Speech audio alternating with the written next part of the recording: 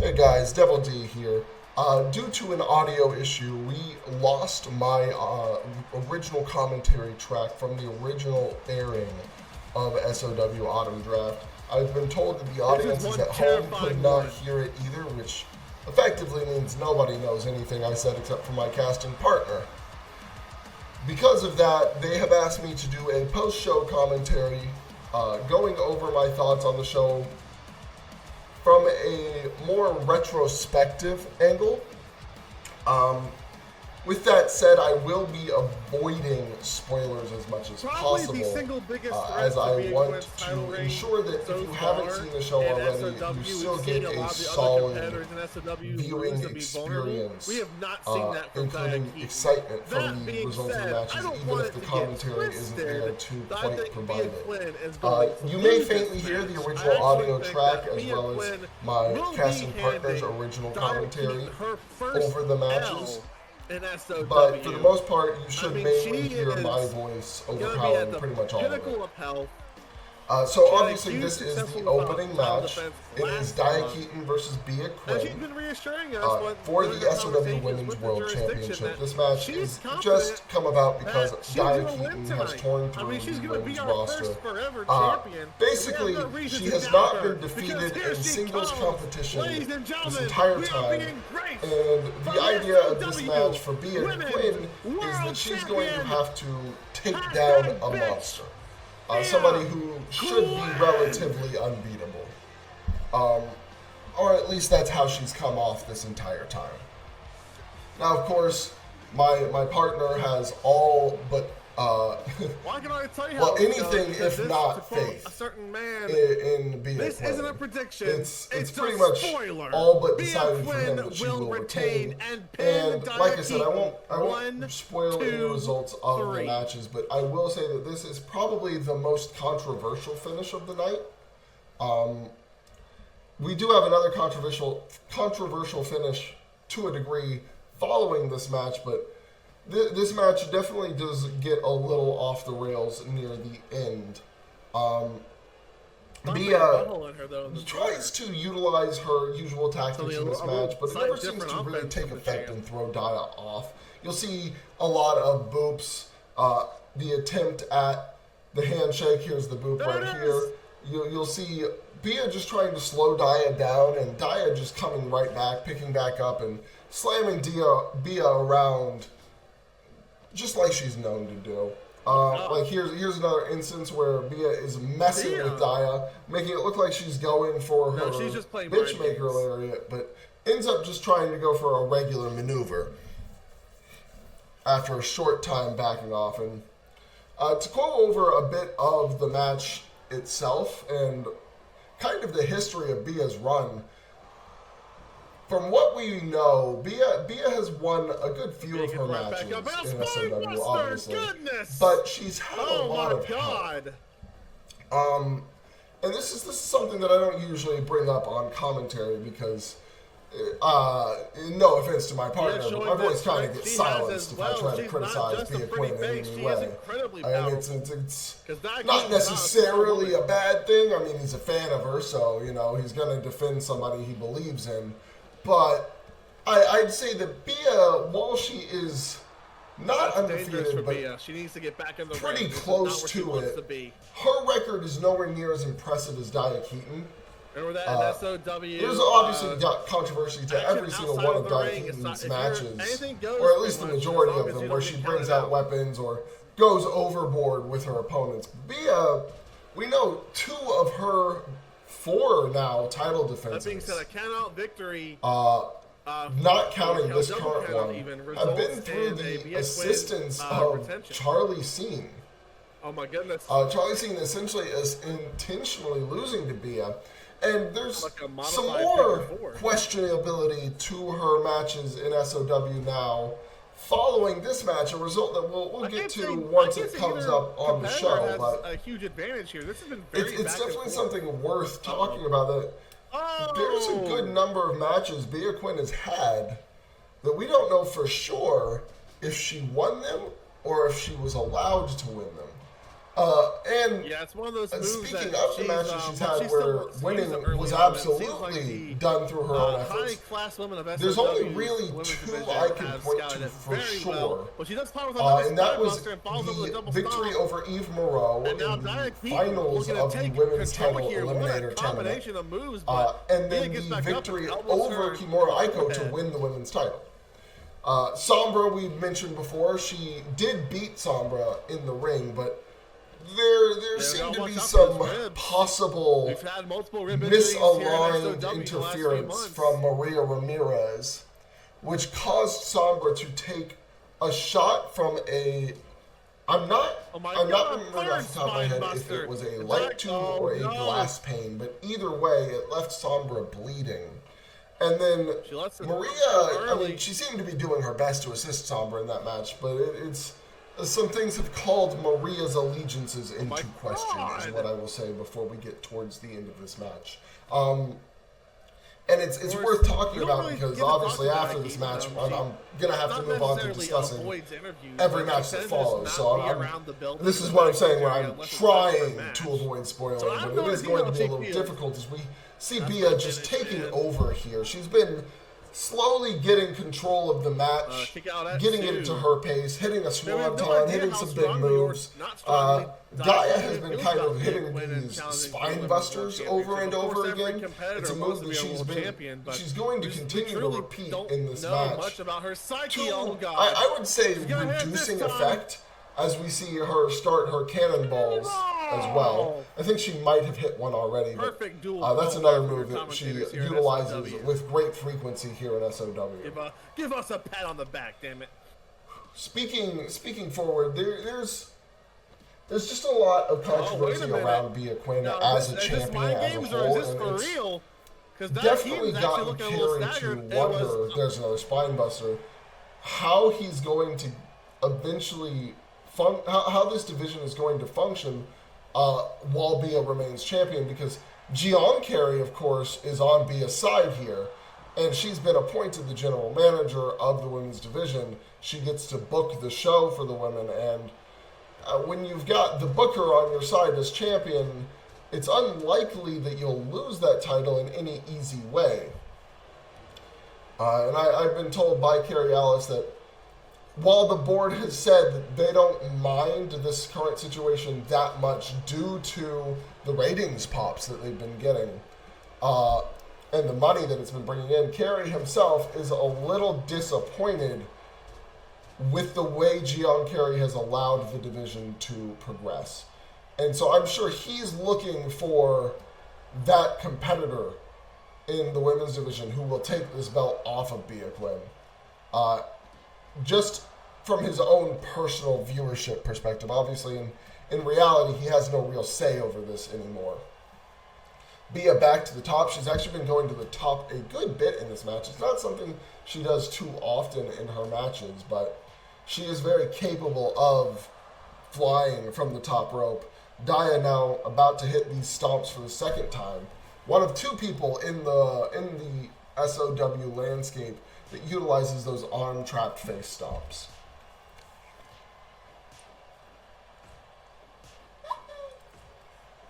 Now, as for my personal take on the women's division, I think it's in a healthy enough place despite the efforts of the jurisdiction. It's pretty clear that there are a solid number of women who could make it to the top and could potentially dethrone Bia Quinn. Oh my God. Now, of course, dethroning Bia Quinn is not an easy task. It's definitely something they're going to have to earn, especially with the jurisdiction at her side. But it's certainly a possibility here as we hit this is the third cannonball in the match. I was not quite sure if we were at this point or not yet before. But that earlier one was, of course, the first one. So that one we just saw was the second and then the third. And this is something that I think we casted incorrectly originally. I thought that was just Daya Keaton's regular Dark Discus Lariat. But in fact, that was actually Bia Quinn's Bitchmaker. It's a little odd to keep track of, but Bia Quinn's is a semi-short range one's going for a pin. rolling lariat. And of course, Daya Keaton after hitting Bea Quinn's own finisher, proceeds to hit her finisher, the Chaos Driver, a package pile driver. And immediately, this is the part where it brought Maria Ramirez into question. She came in, and she's assisting Bea Quinn in defeating Dia Keaton here. Something that we're not quite sure as to what the situation around that was. I've had the chance to discuss things with Sombra, and even Sombra says she has no clue what's going on. She thought that maybe Maria thinks she's helping Sombra by making sure Bea keeps the title, but honestly, I just don't see that as being the case. I don't know if Maria would care who has the title. And even more so, she forces Dia to essentially... I think she was about to break Dia's leg there. And I think it was originally ruled as Dia passed out for a moment, and that's why the ref called it. Unable to continue the match. We have to get control and order. Yeah, the results of that were Bea Quinn retains due to the interference of Charlie Cena of the Jurisdiction as well as Maria Ramirez. And this is a plot line we will have to follow up on. But for now, my commentary will move forward to the next match. This match is a lot more of a straightforward one. It's not a complicated one. It's not a deep one. It's more just... you keep talking shit, and I want to shut your mouth. And that's kind of coming from both sides. Clint Cassidy's been talking shit about Aaron Payne. Aaron Payne's been challenging Clint Cassidy in matches. Both of them want to shut each other up. And so they're having what essentially is Clint Cassidy has challenged Aaron Payne to a Texas death match. And he calls it Aaron Payne's specialty. You gotta keep in mind that Clint Cassidy, of course, has also competed in these kinds of matches, though he usually competes in them from another respect. It's not usually the way things are going here, where Clint is challenging kind of from a heel position. It's not frequent to see Clint himself take up this role in, any company. But as the weeks have gone on and his frustrations have mounted, it's pretty clear that Clint has begun to see himself kind of, not necessarily as the bad guy, but as separated or removed from the crowd, from the fans. He's said a lot of nasty things about the Death Game. He's gotten frustrated with them. He's been yelling at them. And Hermes is a vanilla bitch. And it's led to what's looking to be kind of a heel run for Clint Cassidy, potentially. We'll have to see if he takes it all the way, but as things have stood, it's definitely something to keep track of, keep your eye on. And of course, Clint does start this off with a quick series of uppercuts and a kind of a neck crank there. But Aaron Payne, not one to be deterred, is very quick to get back on his feet and fight back.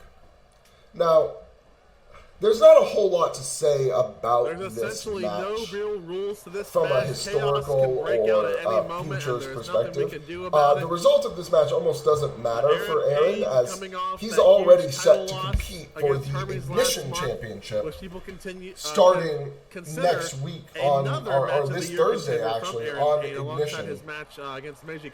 Meanwhile, Clint Cassidy has not had his name drawn so far for that title.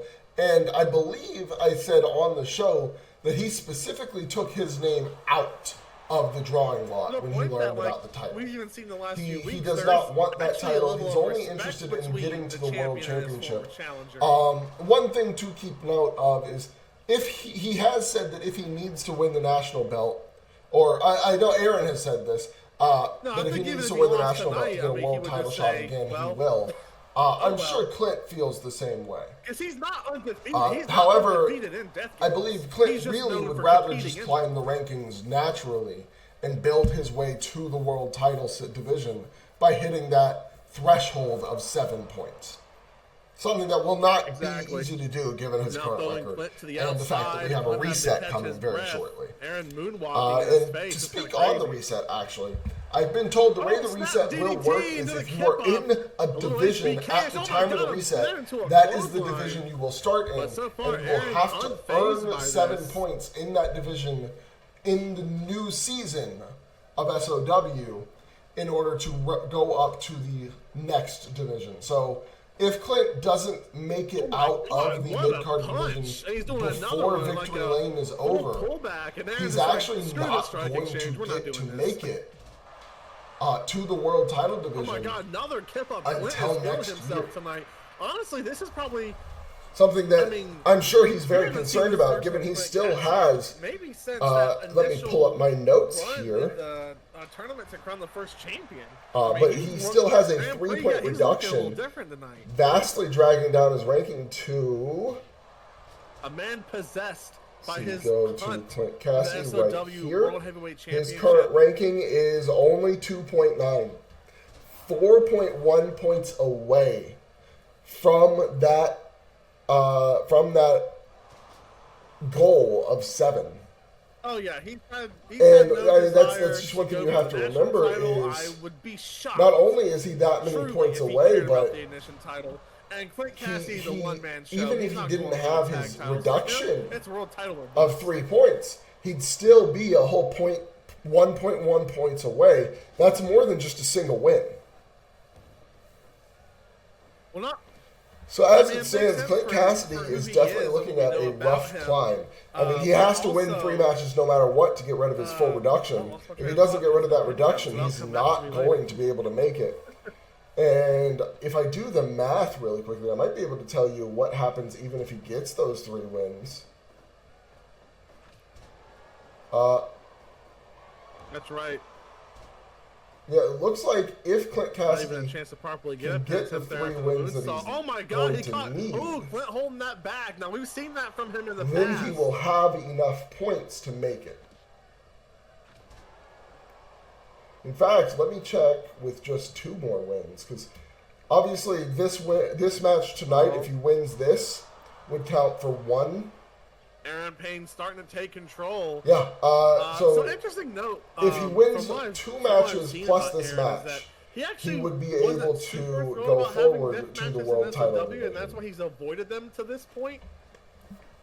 What do you feel about that? Do you have? Which is something that I'm sure he's definitely looking to do. We will have to see, though, because world title division graduations do need to be approved by Kerry Allison. He might request an additional match to remove that last reduction first, but, I mean, Clint will have to get booked in 2 more matches before Victory Lane anyways for that to matter at all. And one thing to keep in mind, the Texas Deathmatch format, I think we've been informed by the SOW board that they weren't a huge fan of this format as a whole.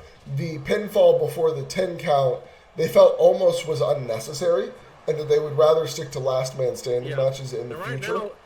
Interesting. So we are unsure if we will see another Texas Deathmatch going forward or not.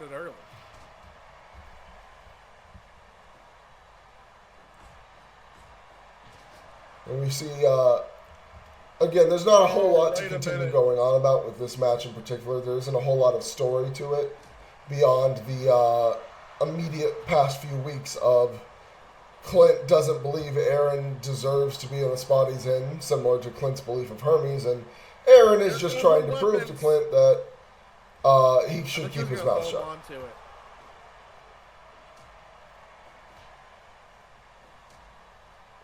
A very common strategy here in SOW. You might not see these two are both incredible competitors. I mean, Clint Cassidy was originally the favorite to win the SOW World title next to Castor Linkton.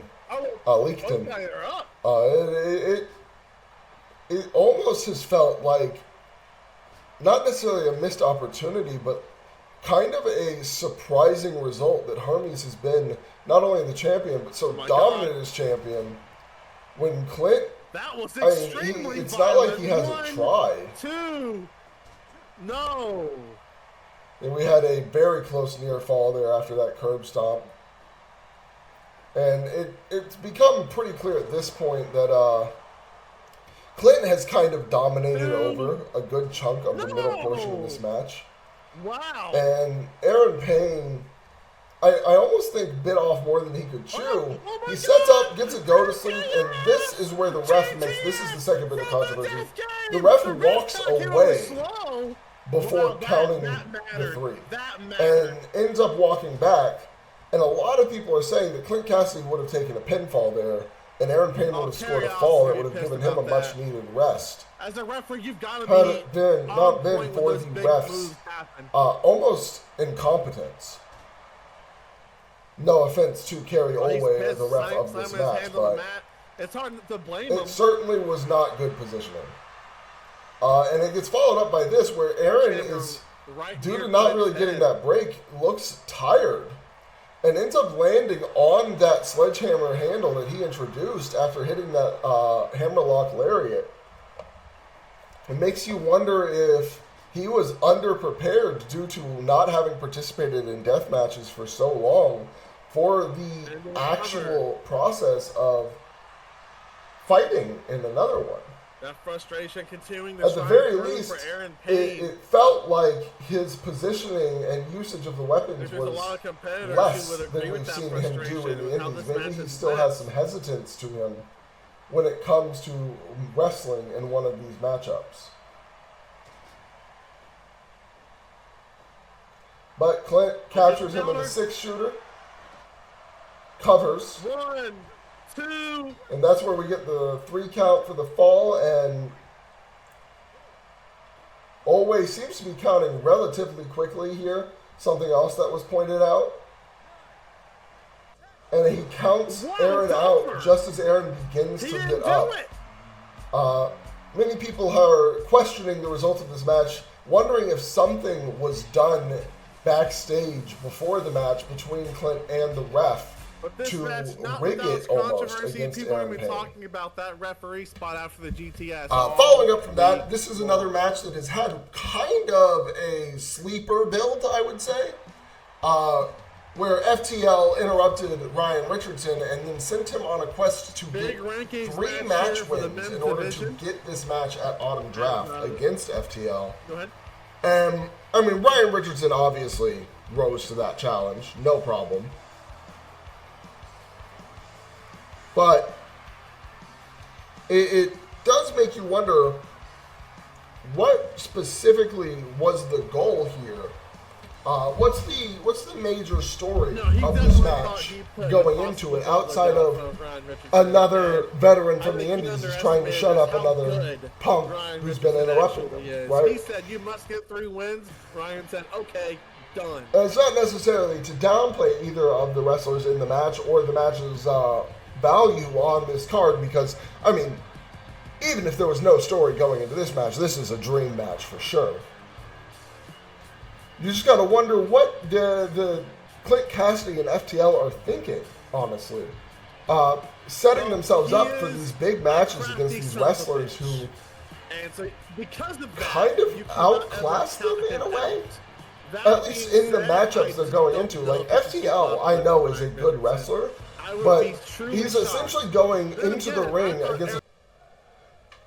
So it almost makes you wonder what exactly they were expecting from this. I mean, I think with Clint's case, he was expecting to just win the match. Originally, when he first called out Aaron Payne, I don't think he expected to have the match in the first place. He didn't even give Aaron a win X matches or any kind of ultimatum in order to get a match against him. He just kind of said, if I feel like you deserve it, I'll let you know.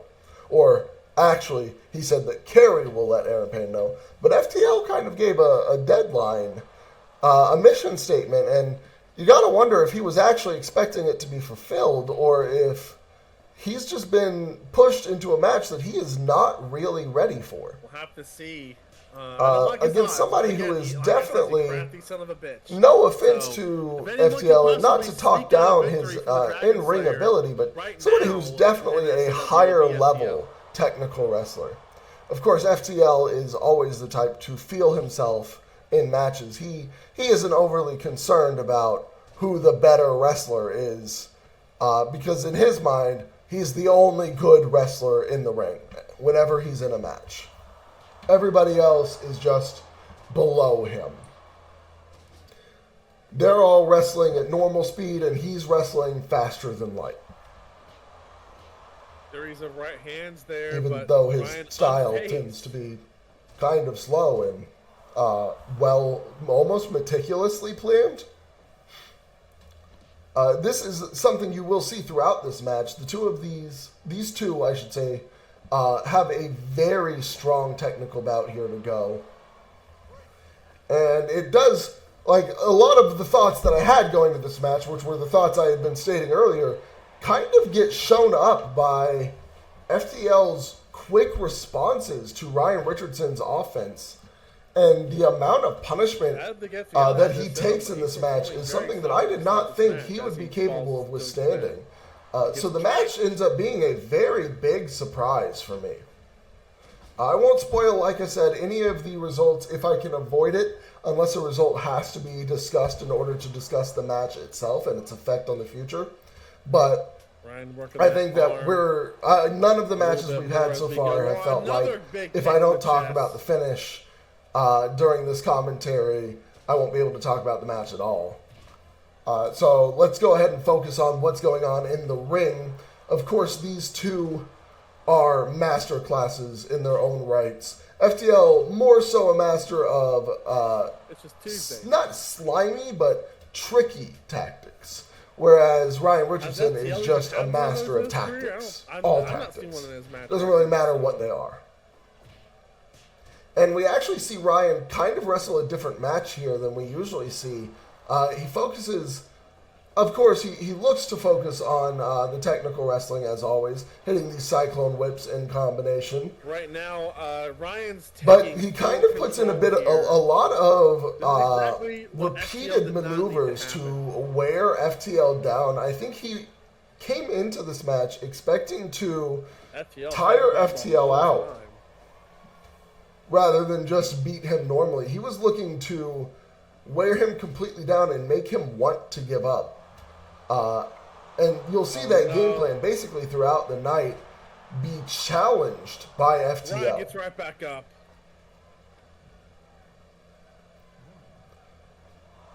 Oh my God! However, in the meantime, Ryan Richardson, FTL wrestling each other pretty much move for move, blow for blow. Every time one of them gets the advantage for a while, the other one manages to counter out or get back up and then start to take hold of the match themselves. And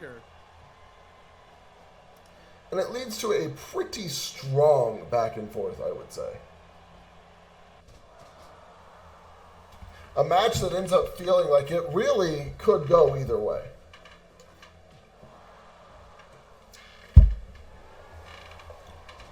As for both of these men, it's really unsure where they plan to go with going into this match, where they plan to go after this. I mean, currently neither one set for the Ignition title. Oh. And I can say, knowing what comes after this match, a specific promo that gets delivered, one of these men will most certainly not be going for the Ignition title at all. The other one may be drawn in the lottery. Time will tell.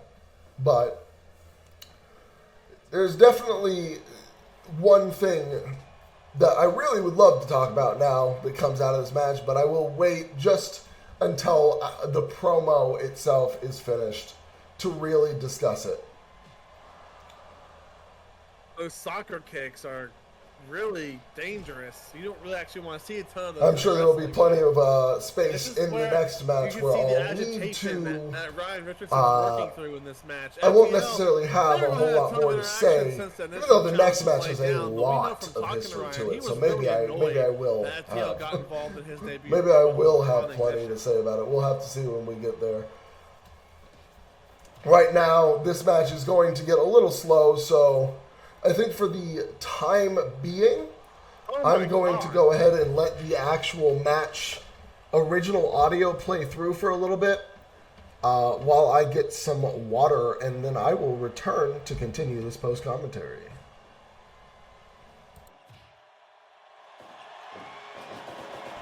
Every time Oh, good dodge by FTL there.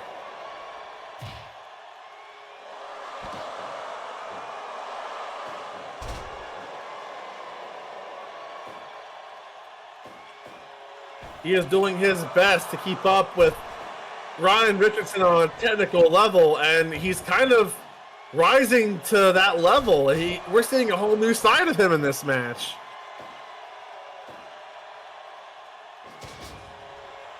Give up. Give up.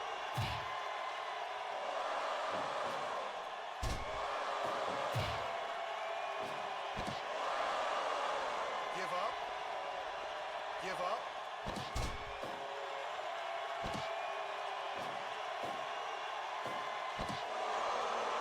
Break.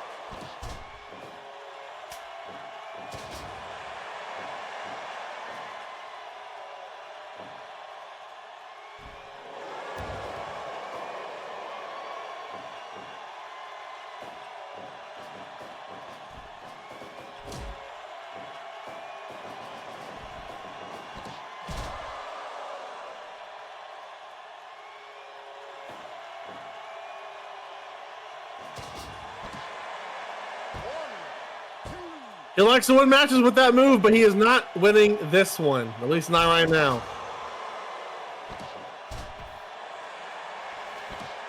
Give up.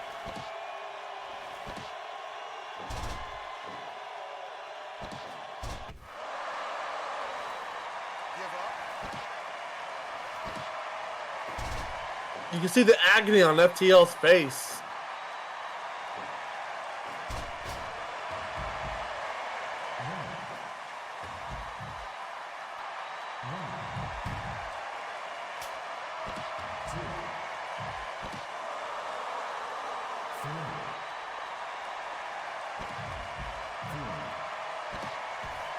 It's a count-out win, but definitely not a submission one.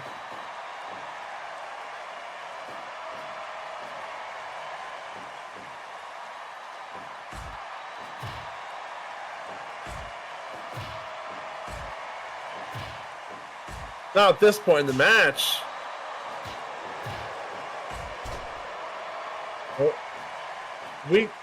we just know nothing about wrestling. Every time we say something, the opposite happens. The announcer's jinx is live and well here in SOW. All right, I have returned. I've got my drink. And so I know this match is a relatively long one. It goes a little over 30 minutes, I believe. So I figured I'd kind of run out of things to discuss as he hits the burning lariats here. This could be it. I think this is the first time we see the burning lariat get hit in this match. This is another match where you see a move get hit quite a few times. But yeah, so I know this match goes on for a good while, and again, it's not necessarily to say anything bad about the match itself or the wrestlers involved, but I'm not here to really talk about the matches. I'm just discussing my thoughts on them and the surrounding information. And this is probably, if I had to pick my match of the night, it would probably end up being this one. Oh my God! But Ryan just for how much clear these two on the ropes there, and now Ryan. Oh, there are other great. The next two matches are also excellent. But this one really felt like a true battle. I mean, as you see, Ryan Richardson hitting more burning lariats on the outside here, just clobbering FTL. FTL still fighting back once he gets back in the ring. It's almost clear as day to me that Ryan got more than he expected out of FTL, and FTL, well, he came in here trying to, even though he wasn't expecting to have this match, he didn't really want to actually have this match. He came here to try and win.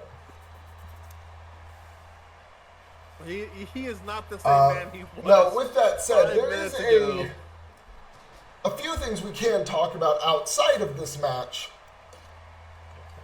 In regards to SOW as a whole, following Autumn Draft, without spoiling anything, Ryan's up too quick for him again. I think we're seeing that lost step. For JEPW in the Ignition qualifier has been decided, and they've said that they intend to leave it as a surprise, so it will not be announced ahead of time, but the decision has been sent to Carrie Alice.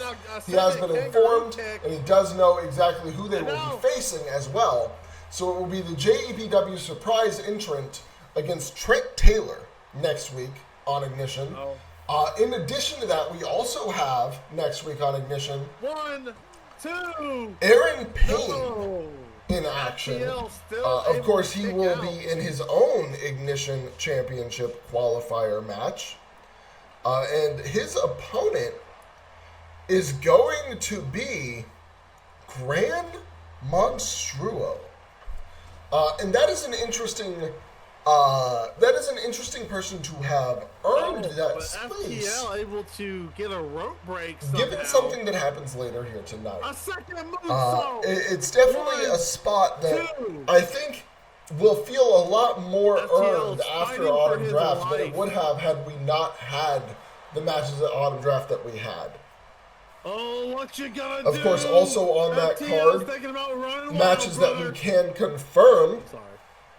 The National Heavyweight Championship will be defended by Caster Leakton against the current highest-ranked competitor in the mid-card division, misreading the situation. that being Atomica. I just feel like Richardson's been in control since the bell rang. And, of course, there will be an appearance by the Dark Crusade, an appearance by Hermes Rhapsodies, who unfortunately was not on the Autumn Draft card, as well as an appearance by Dohayu and Idashko, who had assisted her in the match against Kimura Aiko on last week's Ignition. Now a big strike exchange. Now getting back to this match at hand, I believe we still have some time left before it comes to a conclusion. And again, it's one of those matches where the whole match is great, and I wish my actual original commentary was there, but I just cannot deliver in a post-commentary the same energy that I had during the show. I mean, I pretty much know the results of everything. It's hard to get excited when I know when the match ends and when it doesn't. I know the final sequence of the match. As we see another burning lariat followed up by a Boston Crab. And there's a good number of spots in this match where I thought it could have been over. Multiple times I was like, oh, this is it. And it wasn't. And we still haven't hit all of them yet. So don't let the post-commentary drag the match down. I think really if you want to see the match at its best, you do best to listen to the original audio with MD Punk and his commentary that will also be live on the channel at the same time as this. This is more just, like I said, I've said a couple times now, me giving my thoughts after the show. Discussing how I was feeling during the show, that moment popped me hard. Seeing the Orange Crush, I have not seen that move get hit very often since Kenta Kobashi stopped utilizing it as a standard part of his moveset. Then we have this top rope brainbuster, which just, I really thought the match was over. Like that was a hefty blow, but Ryan Richardson manages to kick out just barely. And then right after that, a power bomb, I think third one of the match. And it also gets kicked out of. And then Richardson immediately manages to get FTL down. And I thought the match could be over because genuinely there's just so much happening. So many big moves back to back. Both wrestlers had to have been tired by now, but neither one was willing to stop. Really had me wondering how long this match was going to go, if we were going to somehow hit time. Obviously, I can say the match does not go to time. Every match on this show had a result, a proper winner. or quote unquote FTL's proper gonna have to winner kill him to get in this regards win. to the first match. And this was cool. I mean, seeing now, the crowd it's not as crazy as it would have been if he had done it to one of his bigger opponents, but seeing the delay on that vertical suplex was crazy. Oh, and then Ryan Richardson tries to utilize the ropes to get some advantage over FTL, but actually ends up getting choked out around the ropes by FTL for a bit there. And then I think FTL was looking for another brainbuster, but of course Richardson this time had it scouted. Huge drop kick. You can feel it. And this is just one of those moments where it's that control back, but no, FTL. It's really hard to not just spoil what's about to happen next. He is determined. We see FTL go for the brainbuster, and we see almost the exact same spot, like but Richardson elbow, counters again, drop and kick, another drop kick. arm raise. Deja vu here at Autumn Draft. Makes me wonder if FTL just wasn't prepared. Maybe he thought that counter wouldn't happen twice. But now, this time, Richardson managing to capitalize with those kicks. To his feet. And FTL quick to hit these arm breakers. We know, obviously, he hits his Fujiwara armbar as one of his finishers. But, shockingly, too tired to really try and lock it in. And then takes the time to taunt the crowd, something that kind of bites him in the ass here. That momentary taunt gave Richardson just enough as he gets time caught to by recover. a headlock bulldog.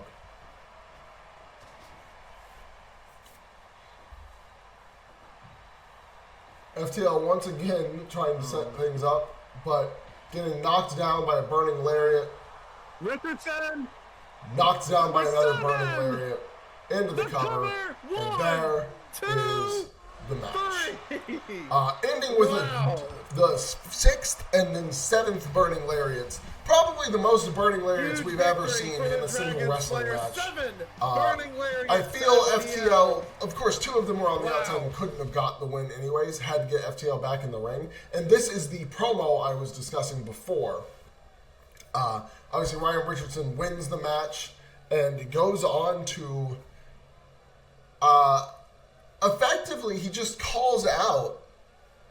I will just go ahead and say it because we're going to see it happen soon, but he calls out Meiji Kaito directly, looking for not just a match, but a best-of-7 series, which is going to be his future pretty much going forward. I've been told that if that series goes to 7 matches, the final match will be on Victory Lane. So I'm sure both of them are going to be trying to win that series earlier and maybe get into a title match on Victory Lane instead. But should we manage to get to match 7, needing to break a tie, we're going to see the 7th match in the 7th match series between the Dragon Slayer and the Golden Star at Victory Lane, which I can only think of as absolutely nuts. In the meanwhile, it's time for probably one, I would have to say the biggest or second biggest feud in SOW to have what is ideally the blow-off match, honestly. Obviously, we know that Caster now is going to be facing Atomico for the National Heavyweight title, but that's more so due to the rankings than the feud itself. And you'll have to wonder if the feud will actually be over following even that match, or if there's still going to be some lingering resentments that come forward.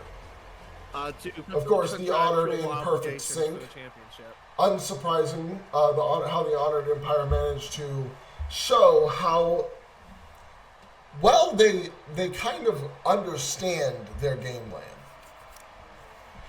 As he said, there's been thorns in his side since the beginning. One thing to keep in mind here, as Sindhu Darlo makes their entrance, soon to be followed by their leader, Ray DeGuerra, is El Ray DeGuerra himself has actually had a pretty rough time here at SOW, trying to maintain momentum.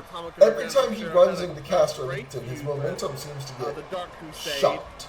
And of course, Ray has. And it really ends up with a relatively rough scenario overall. Now, for the first time, I think, since the guy has had almost no luck in beating Caster Leakton at any point.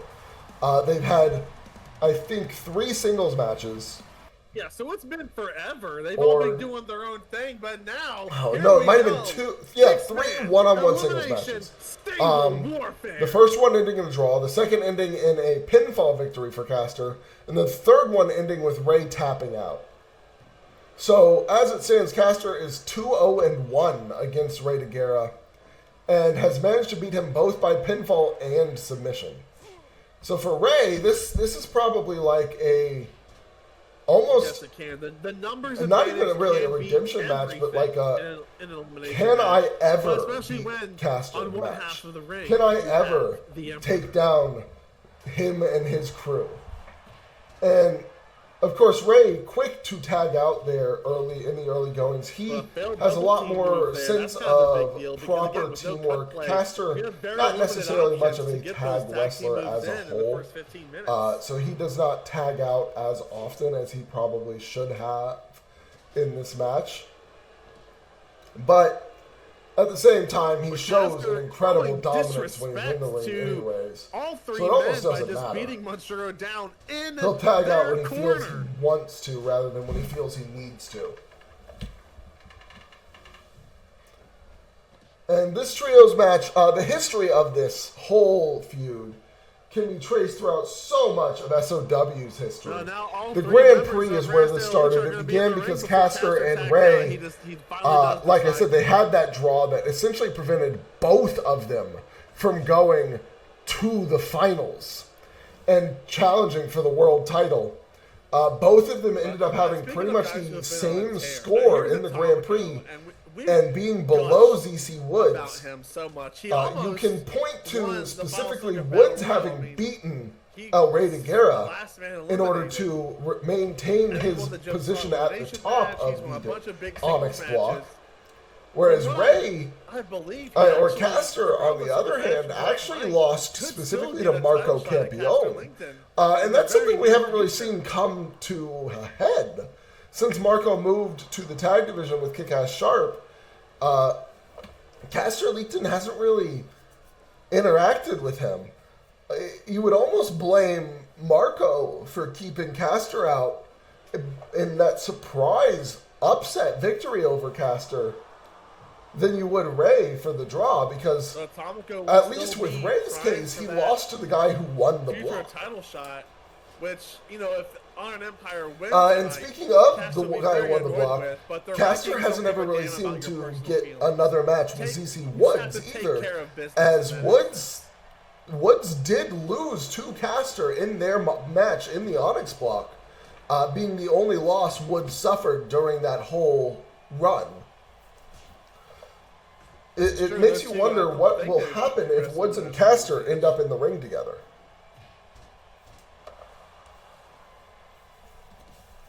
Now the Honored here looking for a bounce back. Will things go the way they did before, or will Caster, or will Woods this time be able to beat Caster? We're a little disappointing in the World Tag Fight. And almost, you almost have to wonder the same. I believe Ray DeGuerra and Woods have actually had a rematch, which Ray did win. And that also makes you wonder almost what would happen if Ray and Woods got into another match now that Woods has returned, I suppose. I guess actually we haven't seen Woods since the Final 20 circuit. That's another thing. It just hasn't really come back up in our minds. We've been too focused on the World Tag 500. And perhaps that's also why Woods hasn't bothered to come back yet. Moment for Life still isn't here. The World Tag 500 has been running the show. Knowing that the world title isn't going to be on the line here, nor is he going to have a shot in it at Victory Lane, Woods probably thinks that there's no point in trying to chase Hermes down. It makes you wonder, would he then willingly drop down to the mid-card division in order to try and go for Caster Leakton's title? Yeah, they do have some. We're not sure at the moment. It's something that'll have to be decided later, right? but we were talking to them decided and seen later, in fact, because even if Kerry Ellis was interested in allowing Woods to do that, Woods would have to ask in the first place. But for now, the match ongoing. It's still all three men on both sides, and I believe it'll last that way for a good while. The matches on this show, for the most part, both the tag matches were contested under the 60-minute rules. I think, I went back and rewatched this already once. I think that specifically the title match actually went back to the standard 45-minute rules with cut plays. Something that maybe crown interim champ. It didn't really necessarily bring controversy, but I think it was something that we, the commentators, were not properly informed of before it happened. In the meantime, right now, I'm going to take another short break, and then I'll be back again. As soon as you can get them back. But again, this is a spot where I feel there's going to be a good amount of match to just sit back and enjoy. Not a whole lot to specifically commentate over. So I will be back shortly.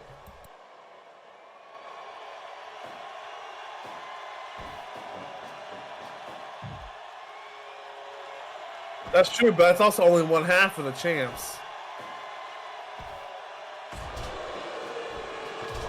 Oh my god, what a super kick from Atomico!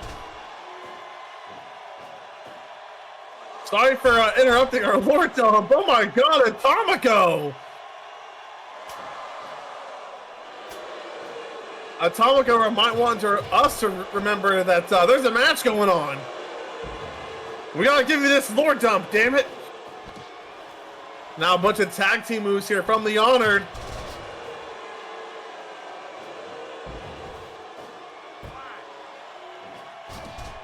Oh.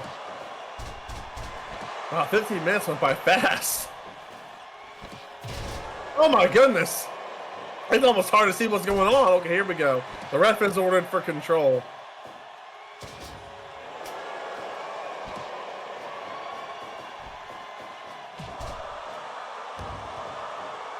You're seeing a lot of really exceptional tag team work from both sides.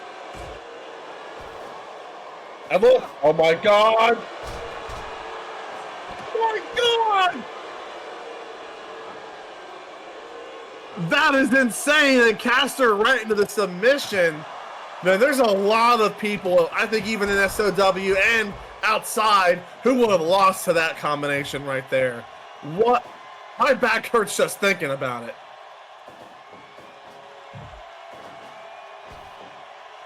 Oh, but now they got Caster in their corner.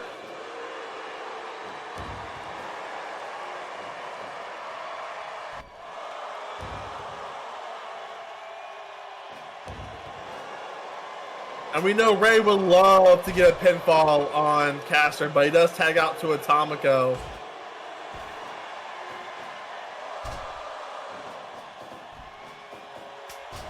Oh my god! 1, 2, no!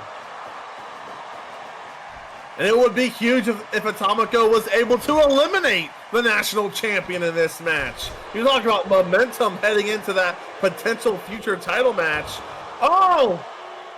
Oh no! He's doing the thing! We've seen this time and time again throughout SOW! He's going back up! Caster's up! He tags out! A move from the Emperor! Oh my god!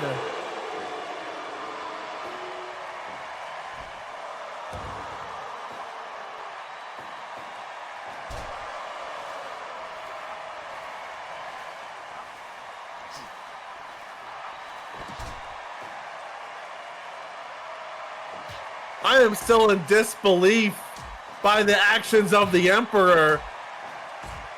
Surviving one of Atomico's onslaughts and then just tagging out. Not even really trying to counter. Just saying, nah, you're not pinning me.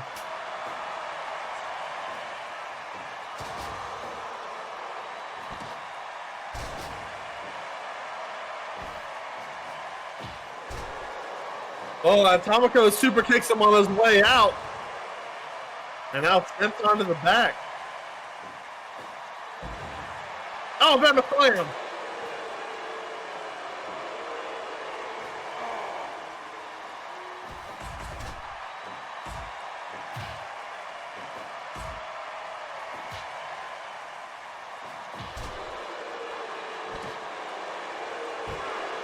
We out of cut play already?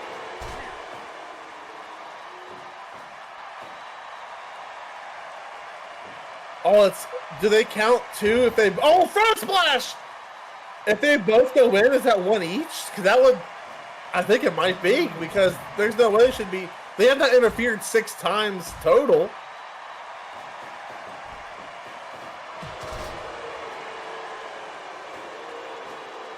This is our tag team expert ref, is it not? So, I mean, if that's what he determines, that's the rules.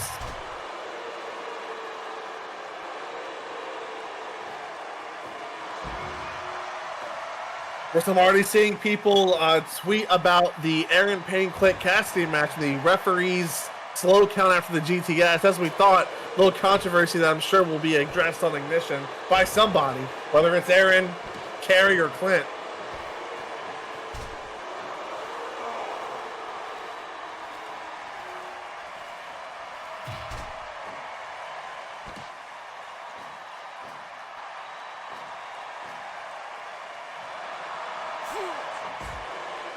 He'll accept his loss like a man, like we talked about earlier.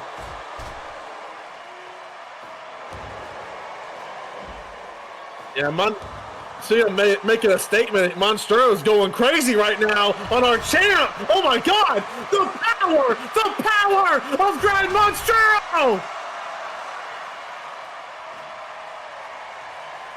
He's going to tag because he knew he was down too long.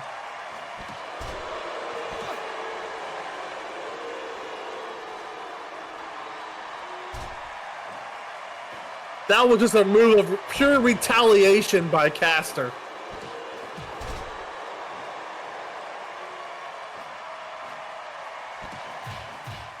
Now he has to be careful. I don't know if he could survive a second onslaught from Atomico. Now they're in the ring together.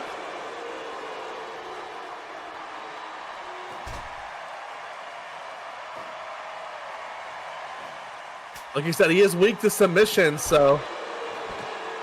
Oh my God! Atomico! He's crawling! Oh, wow! Had that been in the center of the ring, that would have been it for Atomico. We've just seen that time and time again. They were just close enough to the ropes. Uppercut! And boom! Atomico's in trouble! 1, 2, 3!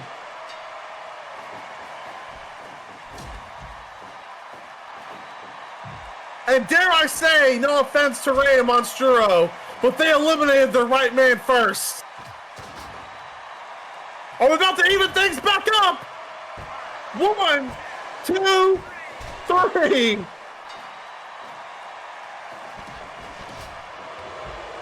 The single leg crab. What a sequence. Just like the numbers advantage evaporated for the Arn Empire. You know Caster is living. He's not showing it right now, but on the inside he is pissed.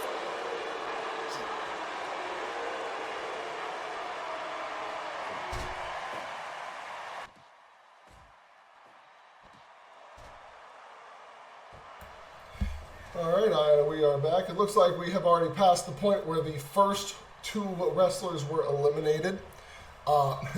Something I did unfortunately miss, had a longer trip away.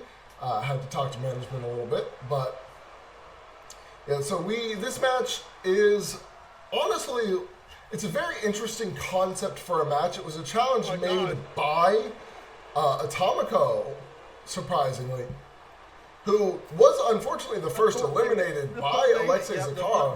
Something that will probably come up in the future, I imagine. For the kill, given those two have not had that much interaction outside of wrestling and tag matches. Then we have Grand Monstro managing to survive he just keeps locking in the just Hydrangea lock too close to the ropes. From Caster man like something that Monstro, Caster doesn't usually need to tap into in the first place. So to have him tap into it and have Monstro actually survive it is very impressive. Following that, we get Caster tagging out to Markley, and both teams currently down to 2 wrestlers apiece. Cut play has been completely evaporated for both sides. this match definitely not far from the end. At this point on commentary, we were wondering if Markley, I believe there was a moment where he throws Bray into the corner, the wrong corner, and it ends up costing him here, I believe. As he takes a 619, and then, given there's no cut play, he just gets eliminated and is forced to leave. Caster, on the side, I've been told by a representative that he wasn't happy, of course, with that elimination, but he wasn't concerned either, because in his mind, Markley's job, while it was to eliminate Grand Monstro, Markley couldn't help that Ray DeGuerra managed to slip in there, sneak through, and hit him out as quickly as he did. Something to note is that Ray technically has eliminated both other members of the Honored Empire. Alexei Zakar and Al Markley were both eliminated by El Ray DeGuerra 619. Something that will probably, it'll almost speak to their future that it took the leader of Reyes de la Lucha to eliminate them after they took out the one who came into this match with the most momentum in Atomico. I've been told also that this match, the match's result it's not necessarily, it's like not under debate or anything, but it's hard to say without spoiling anything, but we'll just say that with the result of the match, that same representative has told me that Caster believes that the result is valid and fair. He's in the ropes. But he doesn't know if this is over. He says that there may still be some issues to address. That is what the representative told me. Caster will not go quietly into the night. However, he does believe that between the Honored Empire and Reyes de la Lucha as stables, at least at the current, in their current states, this is over. Should things change in the future, that may not continue to be true. Oh, another one! Look for the cover, Caster! And Caster throws down a power bomb, but before he can get the pin off, he gets kicked in the skull.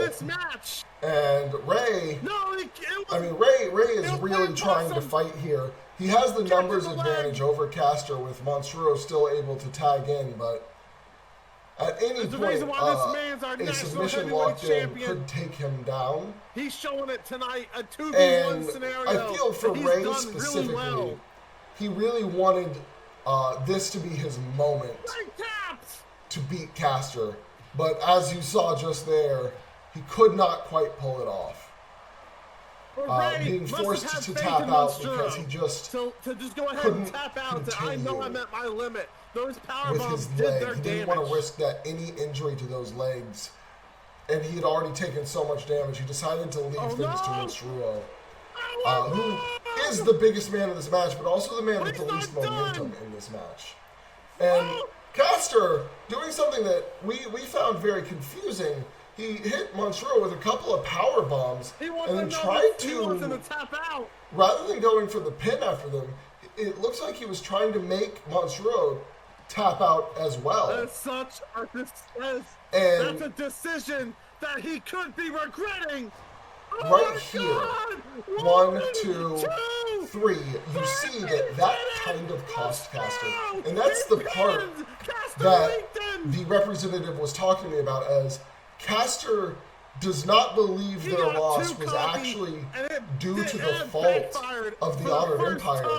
He says that the Emperor made a misstep in judgment in that match, underestimating the valor of Grand Monstro.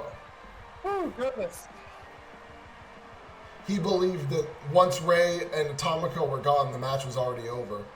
And as such, he allowed himself to play around and ended up letting the match slip through his fingers because of it. Now moving to the final match of the card, this is the culmination of the World Tag 500 and the first major JEPW versus SOW match. Something that really we've been kind of waiting for to happen. It's the WWSL Tag Team Champions, World Tag Team Champions versus the SOW World Tag Team Champions for the SOW World Tag Team Championships. The Destined Saviors taking on the Dark Crusade, and you gotta wonder. I mean, the Destined Saviors not only won the World Tag 500, the second ever World Tag 500, but they managed to win it by taking the Dark Crusade out of the main bracket and it was our first before the finals. Months for the Dark Crusade. And then the Dark Crusade were beaten, of course, by the Slipstream, who they now owe an eliminator shot to at some point in the future. That is correct. Given assuming the Dark Crusade manages to retain here in this match, of course. If the Destined Saviors were to win, then technically they have not lost to the Slipstream. And such, they do not owe the Slipstream a eliminator. Instead, it would be the Dark Crusade versus the Slipstream for a shot at the new SOW Tag Team Champions. So yeah, as it currently stands, this is essentially the biggest match in SOW's history, because of the history of JEPW coming in and their top tag champs aiming to take the tag titles from SOW. One could almost say that this is legitimizing the SOW titles by showing that these belts are at least in some ways equivalent to the historic WWSL Tag Team Championships. They probably don't even do it. It just kept looking like it. I was like, prettier? And should the Dark Crusade retain here, it adds so much validity to them as a tag team, as well as to those tag team titles. That would mean that regardless of what happens tonight, we'd be able to see. It's something that SOW is definitely looking forward to and hoping does occur. Now we're 1-1. I mean, come on. SOW, of course, this is an SOW show, so everybody in attendance for the most part are SOW fans, but nobody dislikes the Destined Saviors. They are an incredible tag team who have done nothing but impress here, to the point that Kerry Alice is desperately hoping to sign them to SOW in the future. I've had plenty of conversations with him about it, and he says that right now they are among his top people, that he doesn't necessarily want to steal from JEPW, but he knows that if they aren't going to re-sign with JEPW, he wants them to come to SOW. No, we sure don't. And of course, we've been told already that Kurata Hideaki plans to be a free agent in a month. Not planning to sign with anyone at the moment. It's a really big show for them, so it could be. And we haven't really gotten insight as to why that is, but I'm sure we will get that sooner rather than later.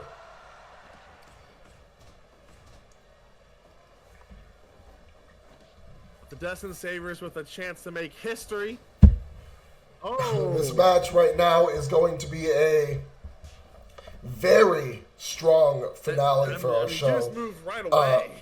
One of the best tag matches in SOW as a whole. Probably not the best. I think that maybe actually it could be argued to be the best overall. The Dark Crusade versus Cindu Darlow, the first and second matches both were excellent. And it's kind of hard to really pinpoint how much better this is due to the recency bias of having just seen it a couple days ago now. But I feel this is definitely, if not number one, it's going to be a big contender for number one.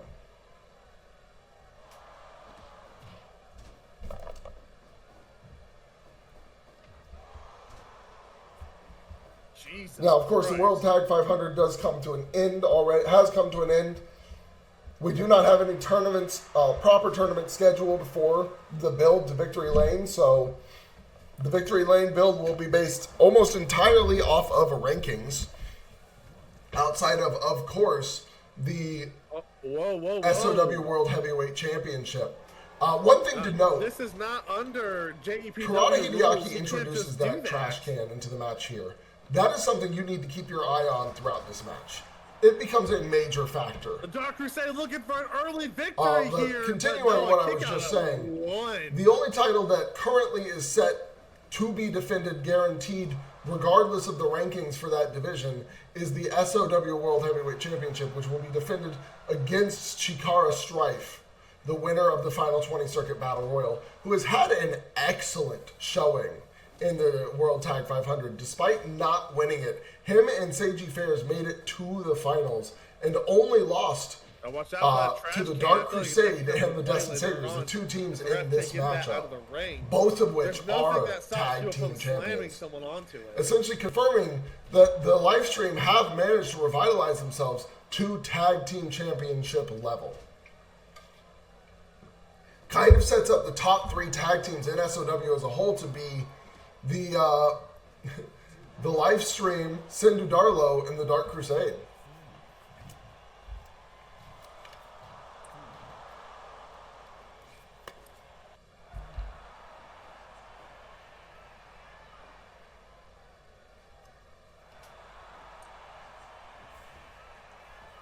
This was an incredible spot. The tower German suplex there was incredible to see for the first time. And of course, there's a lot more to come in this match. This match is just filled with spot after spot after spot, move after move after move. Just a bunch of crazy stuff. I really feel like they're on another level from a lot of the teams here in SOW.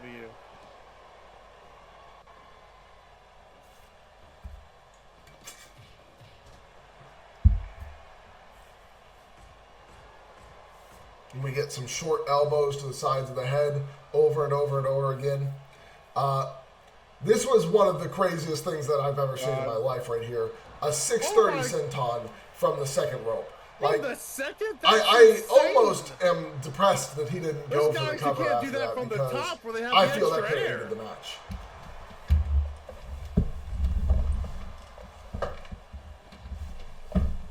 Now, to talk on the Dark Crusade's history here, on the very first SOW show, Rev Your Engines, in a 2 out of 3 falls match, they defeated Moment for Life to win those titles.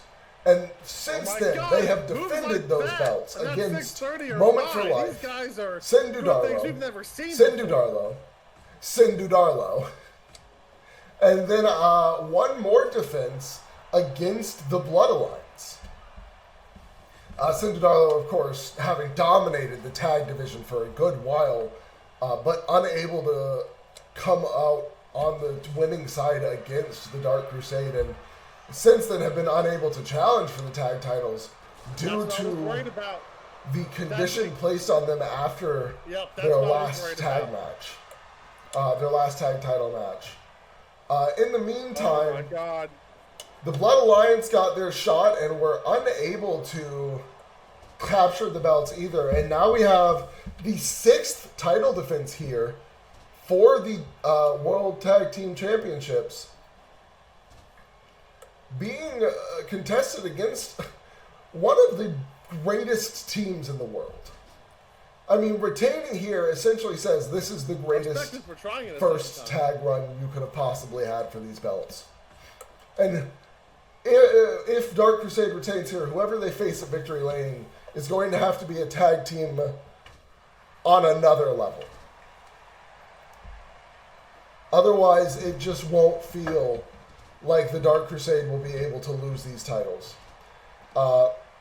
But first, of course, we have to see, do they get through the Destined Saviors? I say as if I don't know, but again, I'm trying not to spoil anything as I discuss this because, of course, having the first title defense for the tag titles for Destined Saviors be at Victory Lane would be absolutely crazy. Especially if they go into Victory Lane as double champs, holding both the WWSL and the SOW tag team titles. Either result here is an incredible finish for the match. Now it slaps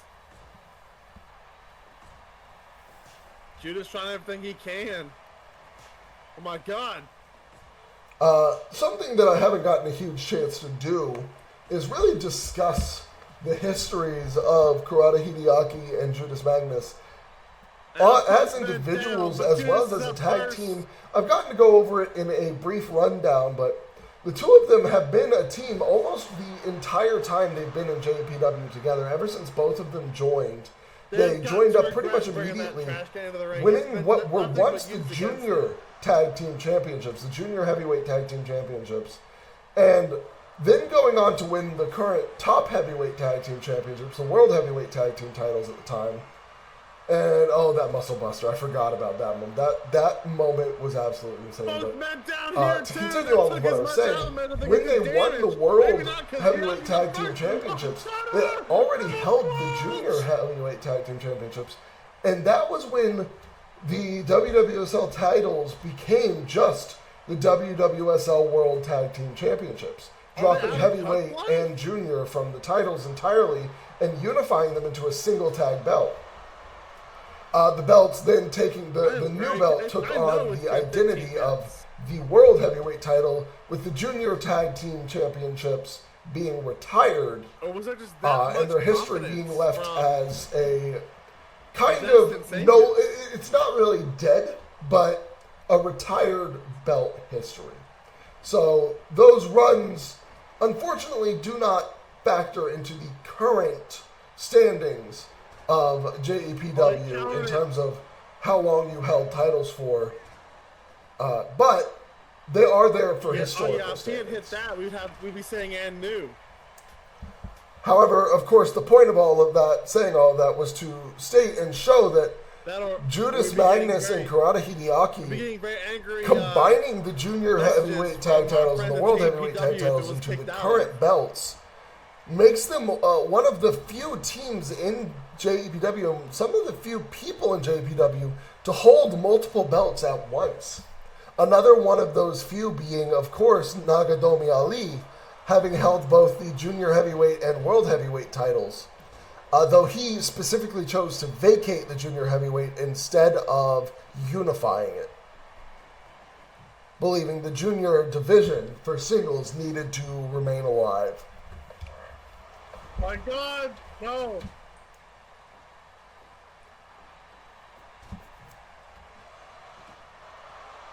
I was saying, they had faith that submission was. Of course, this match is just showing why the Dustin Sabres are so good as we get a Suplex World Tour here.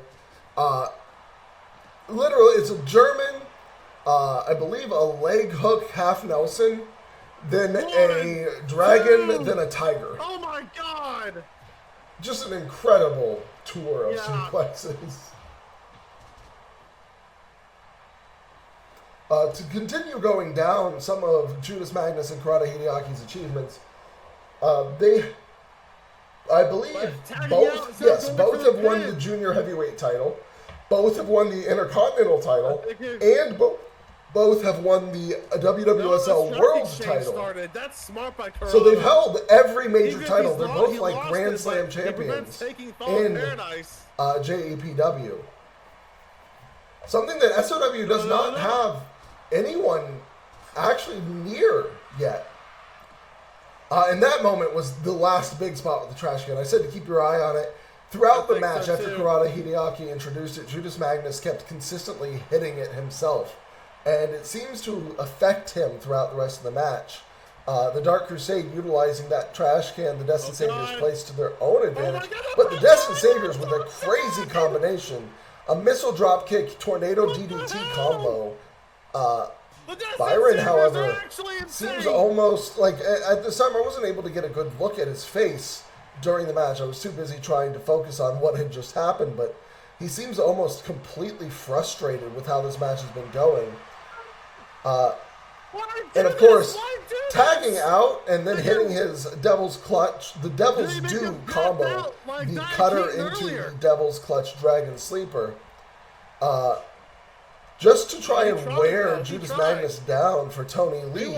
They were watching that match and said, wait. And I feel you can almost see the frustration in his face watching this exchange go on and Judas not falling. he seems like he thought that this match should probably have already been over. Then Kurata Hideaki gets tagged in, and Tony Lee managing to try and clear the field, but getting caught, captured with the vertical. At this point, we were really wondering, could the tag champs retain their titles? Oh Lord! I mean, it was super under question by now. I'm scared. Oh no, the counter! Right there, again, it looked like Tony had managed to avoid a move, and then he went for a dive and a taunt. So unable ended to up tag. just getting kicked out. He got his jaw Over kicked in the out. ring. Here we go. And right here, now that both teams have tagged out, Judas Magnus setting up one of his famous finishing combinations, which is the the V-trigger, known that he calls the Demon Fang or the Majinkin, into two Snapdragon suplexes. Followed by a German and another Snapdragon suplex into the cover. That combination is the Girin Shouzan Gishoken, and then the final set of German into Snapdragon is usually known as, for me, that is impossible. Oh my God. I believe it is based on a video game called Tales of Destiny 2. A game he is a big fan of, and that I also love. And that's a big part of why I love his moveset. And the "for me that is impossible" is in reference to the inability to let go of the past originally for the character Leon Magnus, who also gets called Judas in Tales of Destiny 2. You can see where Judas Magnus got his ring name. It's pretty clear. But the idea effectively was, for Judas, it was, for me, it is impossible to lose. Nope. Oh my God. That's where the idea came in for him to utilize that name as one of his finishing maneuver names. He's going for the tag. Oh no, he gets caught. Byron Mitchell trying to go tag out, unable to get there. Gets caught in a strike exchange here.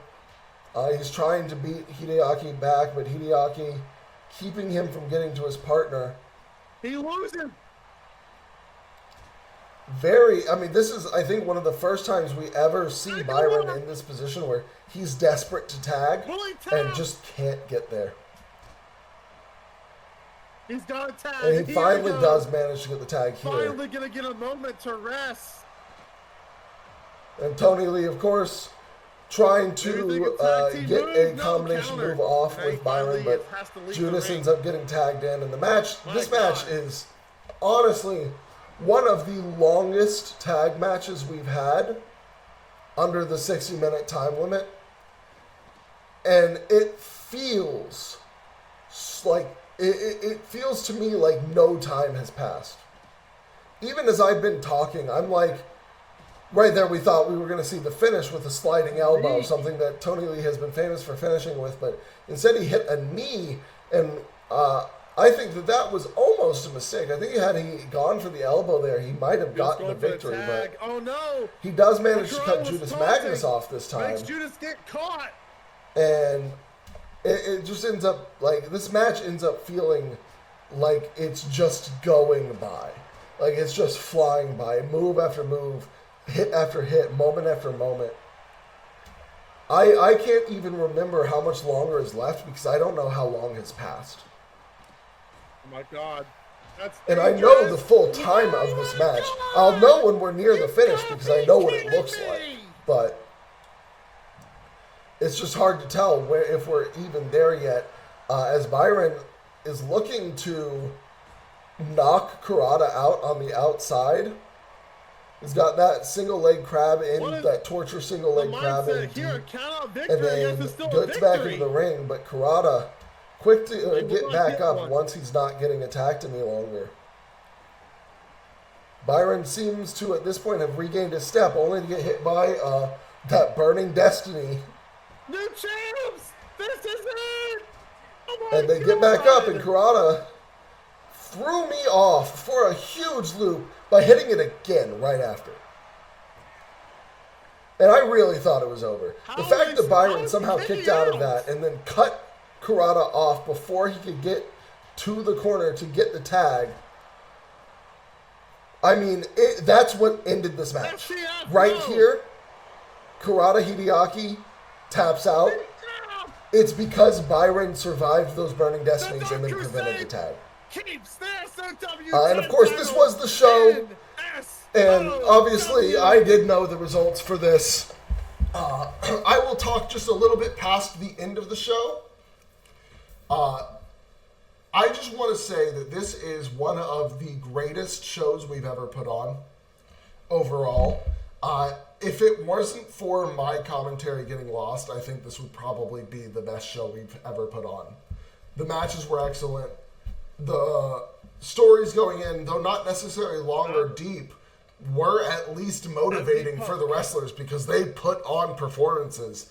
And honestly, the only real hiccup we had felt like it was the Carrie Olway mistakes in the match between Aaron Payne and Clint Cassidy. Those are my thoughts on Autumn Draft.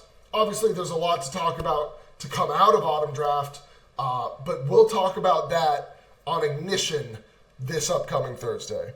Thank you all for watching my ramblings over a show that I watched a couple days ago. Hope that this wasn't too much rambling, but I just trying to fill some space and let you hear my thoughts as I rewatch these matches. Thank you, and I will see you guys next time.